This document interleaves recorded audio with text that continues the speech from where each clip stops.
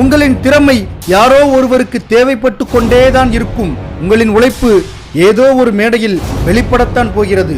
ஒரு செயலை சும்மா செய்தோம், ஏதோ செய்தோம், முடிந்தவரை செய்தோம், நன்றாகத்தான் செய்தோம் என்று நாம் இருக்கக்கூடாது. மிடுக்காக, அழகாக, நறுக்கென்று, சிறப்பாக, நேர்த்தியாக, பிசிறு தட்டாமல் செய்தோம் என்று இருக்க வேண்டும். அப்படி செய்தால்தான் நான் அதை செய்தேன் என்று உங்களால் மார்தட்ட முடியும். சும்மா கடமைக்கு எதையும் செய்து கொண்டிருக்காதீர்கள். இந்த வாழ்க்கை அவ்வளவு இழிவானது அல்ல. பயிற்சி எடுக்க தொடங்கும் போது அதுதான் உங்கள் வாழ்க்கை என்று நினைத்து பயிற்சி செய்யுங்கள். விளையாட்டல்ல, வேடிக்கை அல்ல. காலம் போய்விடும். 26 வயதுதானே ஆகிறது. இப்போதுதானே வேலை கிடைத்துள்ளது, இப்போதுதானே படிப்பு முடிந்துள்ளது, இப்போதுதானே திருமணமாகி உள்ளது என்று எண்ணிக்கொண்டு இருக்காதீர்கள்.